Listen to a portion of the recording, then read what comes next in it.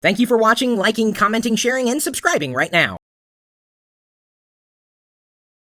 Many of you know that I am somewhat of a neat freak. It's the reason why you usually don't see this desk have a lot of stuff on it. Of course, it has its good days and bad days. This would be a good day, I think. No clutter, no post-it notes, nothing laying out. And this is the reason why when I set up this home office, I left a gap about a foot wide between this desk and that wall, and in that gap I've got my desktop computer. Then of course in the space behind the computer is where all the cords and clutter go, and that way I don't have to look at it. No one has to look at it. I can still get to the front of my computer over there and back to the back of the machine. The clutter, every once in a while I sneak behind the desk this way. I left enough of a gap to get back there, otherwise it would have been just impossible to maneuver through. At least from that end. So it worked out quite nicely. That was my way of dealing with cord and cable management. But Jared Everly, one of you out there, a community member at large, took me up on my offer to send in top 5 tips. You can send in tips about anything tech or internet or software, hardware, whatever related. I'd love to receive them. Chris@Pirillo.com. Jared sends his tips for cord management. Chris, don't know if you're still looking for top 5s. Yes, I am. But I was organizing cords today, and I thought it'd be nice to pass on some hints for people so they don't end up with a bird's nest behind the desk or TV. Maybe I should listen up, because that's exactly what I've got behind the desk. But no one really sees it, so does it really matter? Let's find out. Number 1, when all possible, go wireless. Simple enough. That is true. And it's one of the reasons why I looked very, very long to find a mouse that I would want, a wireless mouse. This is the Microsoft wireless laser mouse 8000, and I've talked about it before. I really enjoy it. I've yet to find a wireless keyboard that I can use, though, and I've lamented that. Now I've got my phone here, just kind of a freestanding phone on this, I don't know what you would call it, I guess some kind of phone mount thing, generic. And then when I need to charge it, I take out the cord and I plug it in. And even the cord that I have to plug it in, as I pointed out before, is retractable, so it takes up the least amount of space possible. So yeah, wherever I can, I like to go cordless as well. Ponzi loves it. Ponzi can't live without anything that she's had completely wireless. Keyboard, mouse, she'll go wireless over wired any day. Doesn't matter about performance for her. It's all about cords and cable clutter. So it's a good point. Number 2, group cords. Need to find a cord quickly, then tie similar cords together with colored zip ties to easily find them behind the desk. That's a really good tip, actually. There are many times that I wish I would have labeled things when I plugged them in. And for that reason and that reason alone, I went out and I purchased this. This is a Dymo labeler. And so now when I plug in a cord or a cable, I of course print off a label saying it goes to this.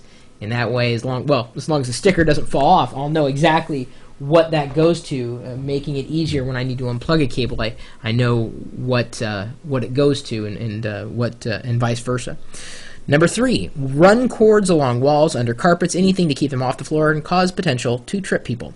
This is a good one. I discovered when I had to string I've got a speaker in the back, and to string that speaker wire from over there, which you can't see right now, to behind the computer and then to my subwoofer, I ended up pushing the cord in between the carpet and the wall, and on the runner, and it worked perfectly. I was able to push it down in there, and there was plenty of space. And then I ended up doing the same thing when I needed to connect my printer by USB to the back of my computer.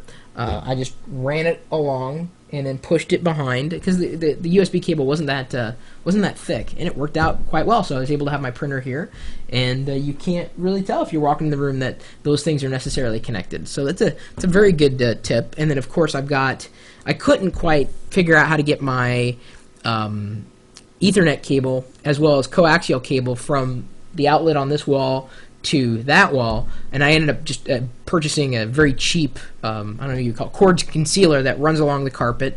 It's a little darker colored than the carpet, but it doesn't stand out too much. Yeah, I don't even notice it most of the time, and it worked out quite well.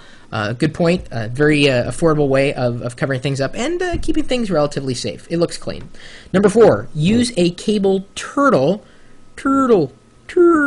for smaller cord problems, or buy retractable cords. Well, I've already pointed out that I have retractable cords, at least for some of my USB devices. It even if you're not doing a lot of traveling, having anything retractable it cleans things up like you wouldn't believe, especially if you shove things into a drawer or even leave them laying around. It's just less mess. And maybe you're someone who believes that the more mess, the better. I'm not one of those people. I cannot stand a messy desk. It drives me straight up the wall.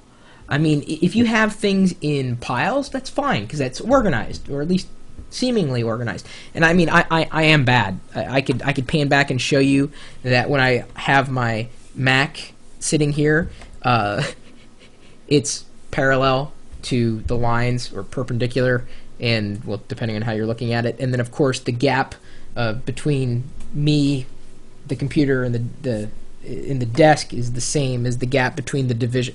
It's very very clean, uncluttered, and I very seldom deviate from that. Yes, I realize that makes me sound crazy, but yeah, OCD, great. Thanks, guys. Thanks. I really appreciate you bringing up my shortcomings. No, really, I do. In fact, the only thing I really have at an angle right now is the picture frame. And thank you for sending in your pictures, or tagging your photos, Chris Frame, on Flickr. They're coming in. It's really kind of cool to see what you guys have taken pictures of. But I've got that one kind of floating out right now so that you can see it and then I can see it at the same time from the stream. Number 5, don't overload outlets. Not really a cord tip, but important with all the cords, because overloaded outlets do and can cause fires. That's true. That's something I've been really nervous about, especially back there. I ended up purchasing and installing a separate circuit altogether, specifically for this office, because I knew I would have monstrous electricity running through here, and that's kind of what happens. My particular machine, which is a custom-built machine, takes a lot of power. Won't have it for too much longer, I don't think. But still, I have a lot of electronics that I have to have plugged in, and I've done my best to balance them. A lot of them don't really draw too much power. The Tix clocks take virtually nothing in terms of power, but I have them all routed through like it's not a surge protector, it's just a regular old power strip, but it's a power strip that I have hanging off the back of this hutch. I just have nailed to the back of the hutch, and it's hanging there. But that's how I know those where all my Tix cables are, and Tix cords. The Tix clocks, that's what there's 6 of them, and I think you can only see 5 of them at this point, but they're all telling the time. Yeah, I know, it's overkill, but this is where I work. I want it to look the way I want it to look, and at least it looks neat. If you walked into this office, you say, wow, this is a neat office. Well, because it looks neat, and part of the reason why is because of the way I chose to manage cords and clutter.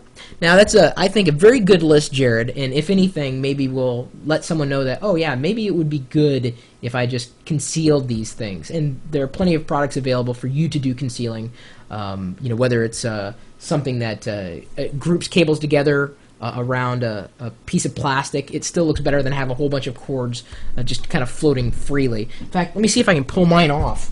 No, it's too big, because I've got one back there again for the printer, because I had a handful of cables. It just looks so much better. You'd be surprised. The difference is like night and day when you hide cords. So if you have any other tips beyond Jared's top 5, please leave a comment, suggestion. Maybe you've got a product name you have in mind for something that's helped you conceal all that cable and cord clutter. We neat freaks would certainly appreciate you spreading the word. And of course, as I said in the beginning, you're welcome to send me your top 5 anything related to tech or home office, or things that we can use. You can email me your top 5, chris@pirillo.com. That's Pirillo.com. And of course, you're also welcome to swing by my blog anytime. That's at chris.pirillo.com. And then you could also come by our chat room, which is open 24 hours a day, 7 days a week. And we're typically talking tech at live.pirillo.com. See you later.